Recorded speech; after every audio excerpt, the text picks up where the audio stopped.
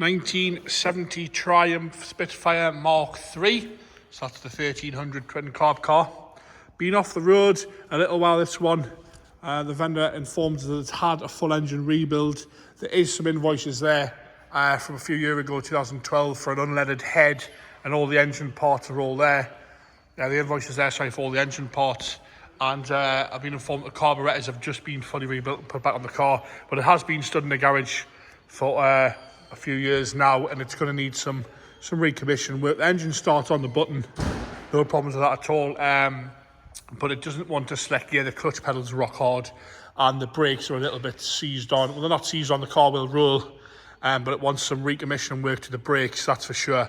And like I say, the clutch pedal is rock hard, so don't please expect you driving it home. It's going to want a weekend's worth of tinkering this one, that's for sure.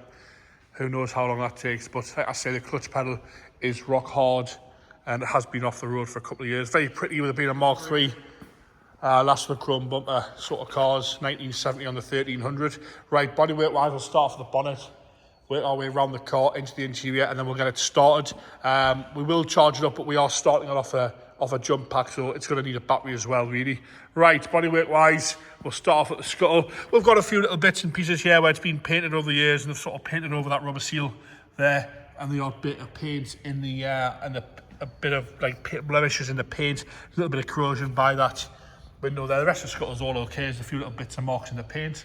As you come down the bonnet, there is bubbling underneath the paintwork. The camera picks that up quite well on both sides, but this is a Mark III Spitfire. If you go jump on the internet and do some research and have a look at how much they go for when they're all nice and shiny, and then have a look at the price on this one. It's definitely worth it. We've got some cracking down here on the left hand side of the paint and the nose cone, and like I say, we have got bubbling up the bonnet, but apart from that, the bodywork itself is lovely and straight. There's no major dings or dents in the bonnet, but there is that bubbling in the paint. You can clearly see that. That's on both sides. Top of the headlights nice and clear. Inside here, there's a little bit of a run in the paint, a few little marks down the bottom half on the left hand side. The bumper itself has got some light pitting into it, but it's nice and straight. It hasn't been used to stop the car on any walls. There's no big dings or dents in the bumper itself. Nice and tight as you come down the lower valance, all nice and complete. Comes with a set of 5-wire wheels, this one as well, which I'll show you those in a second. Nice and clear on the headlight on the right hand side there. All the chrome trim's nice up the top of the bonnet. As you come down the wing itself's nice and straight.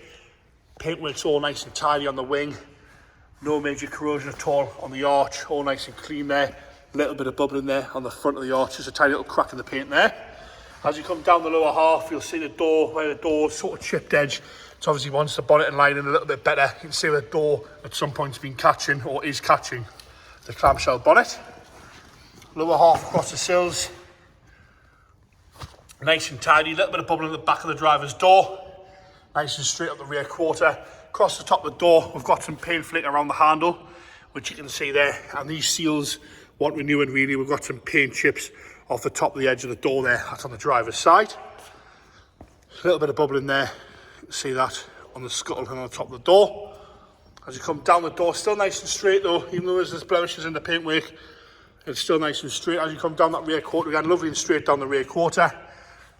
Rust wise on the arch is lovely and solid. You put your hand in behind there, we'll have a little look. You can see the lip there, bit of dodgy camera work for a second. Have a good look at that lip. 4 chrome hubcaps all the way around with the white steels. You can see how nice and straight it sits, lovely and level as well. As you come down the rear quarter again, a few little bits in the paint here and there. The bumpers themselves are pitted on the back, but very usable. This one's slightly worse there on the left hand side. The boot lid itself, nice and straight. We've got some scratching in the paint there and a few touch-ins on the boot lid. A little bit of rust starting there in the middle of the boot lid. Around the fuel cap, we've got no major scratching around that rear scuttle, but again, the odd blemish within the paintwork itself. A little few cracks here in the paint. And we've got some little bubbling starting across the bottom lip of the boot there and on the corners of the boot lid at the very bottom. You see that there.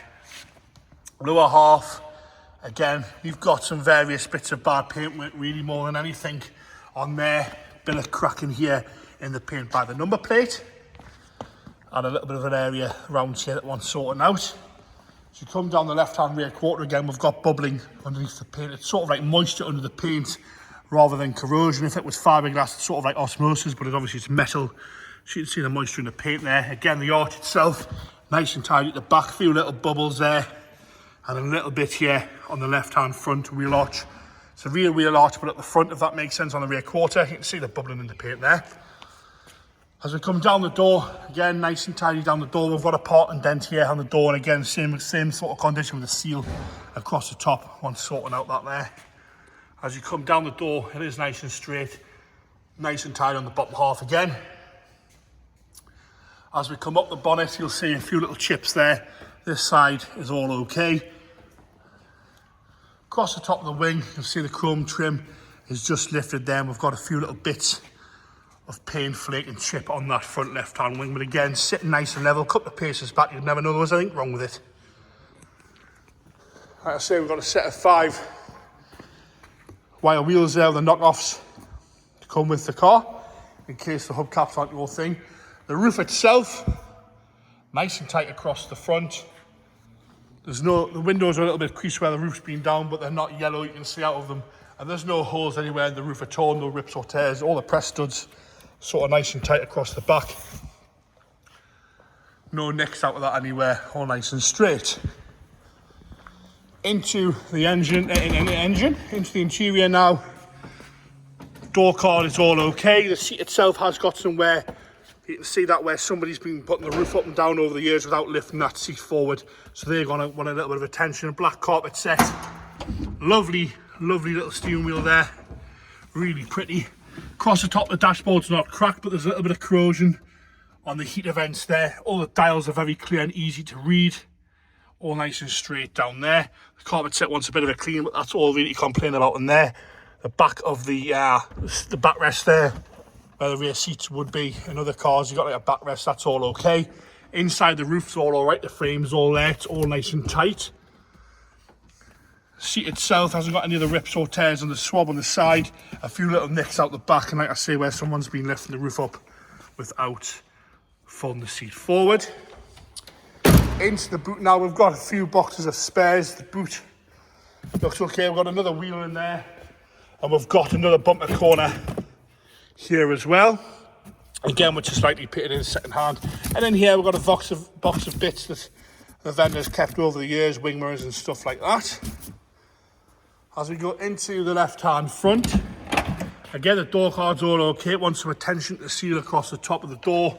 The seat itself, same condition this side where the roof's been opened and closed. So they're going to want a retrim kit. Get the thing running, it can pot around in the summer for it quite happily like that. Wants a little bit of attention in there. Into the engine bay, like I say, there is a receipt there for £700 for an unleaded head and other bits and pieces from 2012. The vendor has informed us he spent a fortune on the engine. It's got a full stainless steel exhaust as well. We'll come round to the other side. Like I say, I've been informed these carbs have just come back from a rebuild, and you can see the manifold, even the manifold, full stainless all the way back. Makes a lovely noise. The engine sounds really, really healthy on this one. Toby's going to fire it up. Like I say, we're on the booster pack. If you wouldn't mind there, Tobes. And this is a Mark III, a very desirable age, this one.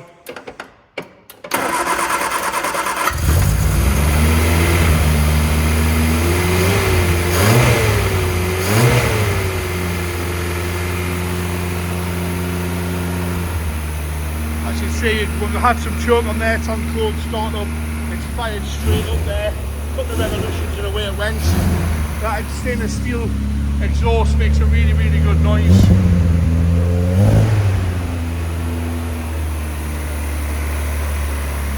Tubs, that'll do. Thank you very much. Trying it off the choke there. Like I say, firing straight up there. Cut the revolutions, fired straight up. No unwanted noises, no rattle, no smoke from that at all.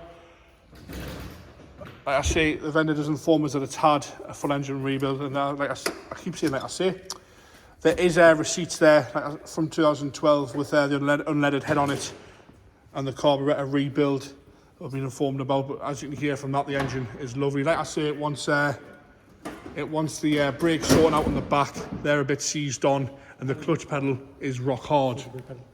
And so is the brake pedal, Toby's informed us there. But there you have it, a 1970 Mark III Spitfire 1300.